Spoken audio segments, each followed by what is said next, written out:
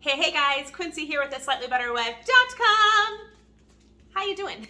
Today I want to show you how you can vacuum seal onions without getting all the juice that comes up and then breaks your seal.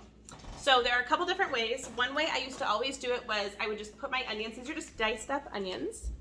I would put them in the freezer just like this until they were good and hard, several hours, or the next day I would come along and then I would seal it up and, suck the air out and seal it.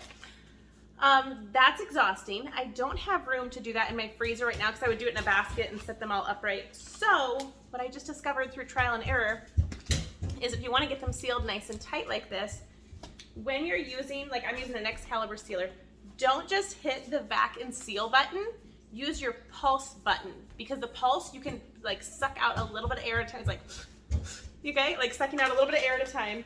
Another tip is definitely make sure you've got plenty of headroom. So when I first started doing this, I was like, man, that's such a waste of the bag. But it really does need that to keep it fresh. Now, it probably doesn't need this much, but like half of that would be good. Okay, I'm going to move the camera over here closer so you can see what I'm doing. Okay, let's rock and roll. Disclaimer, I am a newbie. I've only been doing this for about a year, but I've done some practice. So this is the Excalibur brand. You pop this open. You can maybe see how wet this is inside of here. That's because the first two that I did, I hit the vac and seal button and it pulled way too much moisture out. So, okay, you're gonna line up the opening of your bag right in there. And maybe you've already made your own bags using just a roll. That's a little bit more economical, but these were on a good sale when I bought it. Okay, so once it's in there, that's in that channel, so it can suck the air out. You're gonna hit pulse. And you can see, or maybe you can't see, you can see that it's getting tighter here. It's pulling the air right out. Versus if I were to hit vac and seal, it would suck it all out really fast. It would squish the onions. The juice would go up in here where that channel should be sealing it. And then the liquid would keep it from sealing. So, okay, carry on. I'm just hitting that until I feel like it's good and snug, which it is. And then I have the extended sealing time on because that's just what I do, just to make sure that it's definitely safe. I'm also the type that will wear like 2 coats, 2 pairs of mittens. Like I just want to make sure it's really good, right? Okay, it sucks out just a little bit more and then it seals and you've got the nice tight seal here without the liquid going up. Now let me show you how it would do it if I didn't hit that pulse button.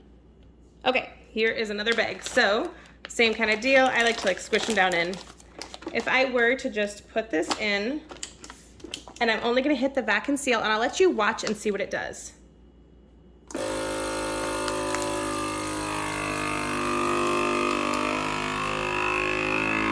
Can you see the liquid coming up in that channel there? There was just all kinds of liquid being sucked up through there. It's still sealing it, but it is not gonna get a tight seal, and you can actually hear it.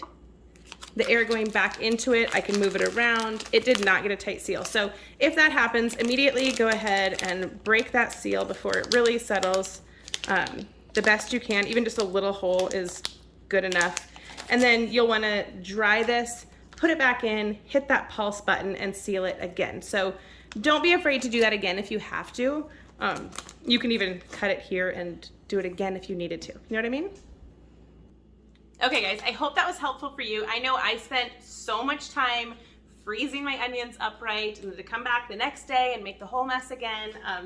And so just using that pulse button, seriously, it's that simple. That's all it took.